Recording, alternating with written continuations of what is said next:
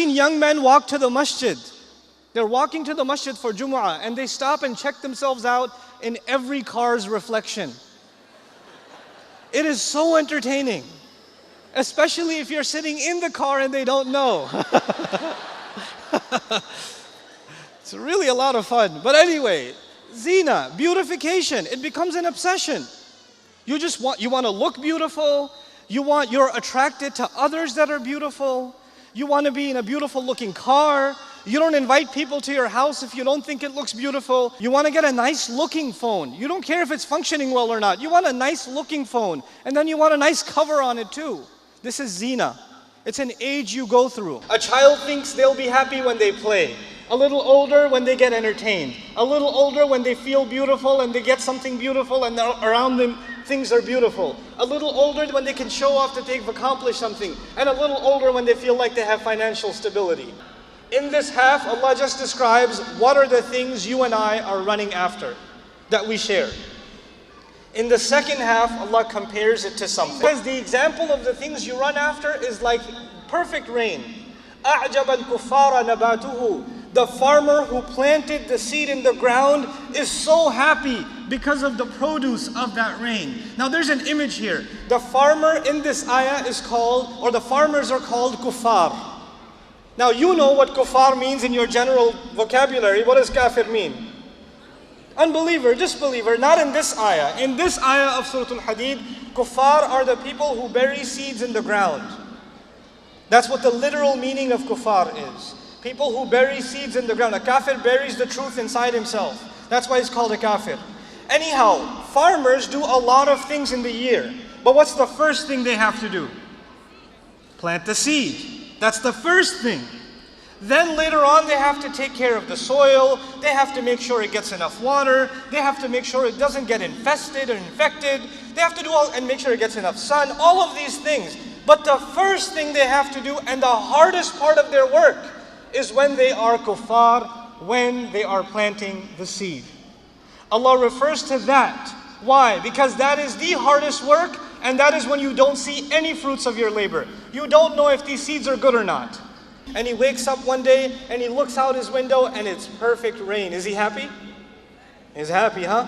And he starts seeing in a field of brown, he starts seeing little dots of green. They're not full-grown plants yet. When the farm matures, the stalks are so high, they're taller than him. But right now, it's just little tiny dots of green. But even that is making him super happy. He's super happy. Then Allah says, ثُمَّ يَهِيجُ.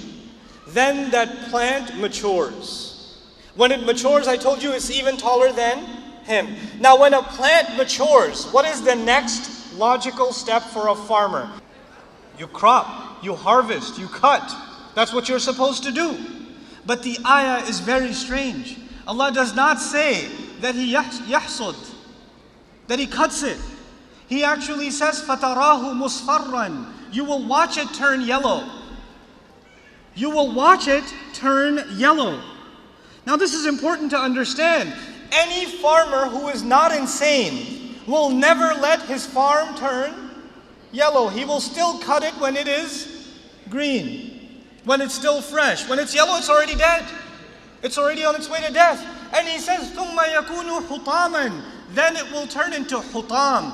Hutam means things that are crusty on the ground, that you pay no attention to, that you walk by and you step on them and it makes a crunchy sound, and you don't even realize you've stepped on anything worth anything. You're not going to be at peace here. We're always going to be looking for the next thing until dirt fills our stomachs. Until that happens. And so Allah says, وَمَا الْحَيَاةُ الدُّنْيَا إِلَّا مَتَاعُ الْغُرُورِ. One ayah, just one ayah of Surah Al-Hadid. What is worldly life? It amounts to nothing but means by which people get deceived. People think they will find happiness and they don't. People think they'll love their new big giant house. When they're 90 years old and their kids have moved out, that house is adab for them. It's not a joy for them anymore. Young people go to that house and say, I wish I could live here. And old people living in that house say, I wish I could get rid of this thing. I don't want to be here. SubhanAllah. May Allah Azza wa Jal help us recognize what true happiness, what it really means. And may He help us materialize that true happiness through real faith in Him and through real expectations from Allah Azza wa Jal. It is like that farmer who is so nervous. Is it gonna rain? Is it gonna rain? Is it gonna rain? When it rains, he's super happy. He hasn't even seen the farm crop yet. He hasn't even seen it mature yet, but he's still happy. He's like, I can't wait, this is gonna be awesome. I'm gonna get paid. He's already thinking about where he's gonna spend the money, everything. So this kid is excited. And then finally he opens the toy. And he plays with it for about a total, I'll give you 3 hours. Give or take 3 hours. Where do you find the toy after that? Under the bed. Where's your toy? I don't know. You never got me Iron Man. I only got Captain America. I never got Iron Man. I wanted Iron Man. In a matter of minutes, this thing that was such an object of my child's desire is now worthless.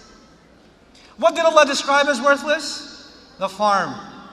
It was such a big deal to you. And when you got it, you didn't reap its benefits. It just became worthless to you. I often tell the story that you're walking with your wife, like the week you got married, you're walking with your wife and she trips. Brand new wife. She tripped. What do? Oh, are you okay? Are you all right? I don't want anything ever to happen to you. Then 10 years go by. And you're walking down the same street and she trips again. You keep on walking.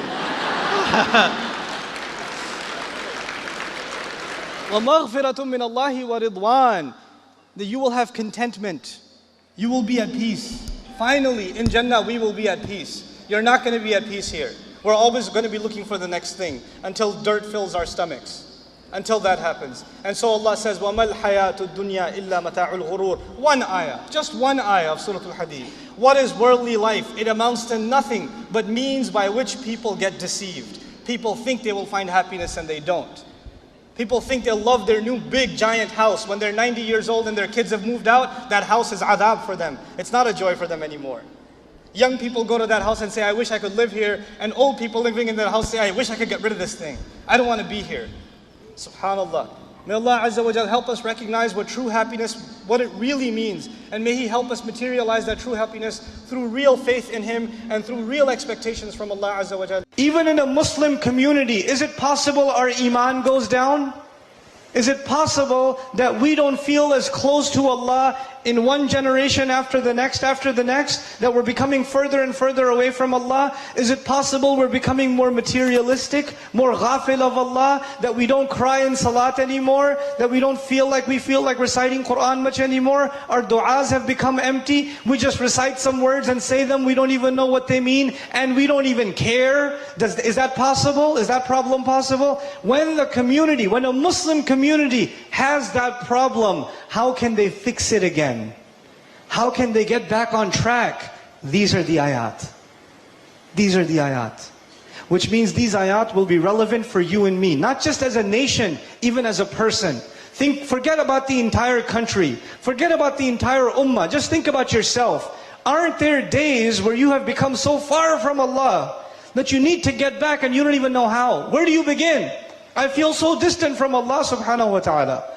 It's been so long since I cried in a salah. It's been so long since I felt a connection with Him. How do I feel that connection? So many people ask that question. It is in these ayat that the answer lies. Step 1, يَتْلُو عَلَيْهِمْ آيَاتِهِ. He recites onto them what? His ayat. We have to engage the word of Allah. We have to recite the word of Allah. We have to stop and think about the word of Allah. We have to think about the fact that every time Allah is speaking, He's talking to me. He's talking to me directly. Wallahi, the greatest gift you will ever have in your life is the gift of Allah's speech. Allah chose to speak to you. Allah chose to speak to me in this book. No other religion gives you this kind of direct access to Allah, that Allah is talking to you and me. But some people say, no, but Allah is only talking to the Prophet ﷺ. He's not talking to me. This is not a book for me. This is a book for the ulama, for the scholars. I just recited with tajweed, but I'm not supposed to think about it. Fihi dhikrukum, Allah says. In it, Allah is talking about you. That's literally what He says. In it is your mention. It's about you. First thing, you engage this book.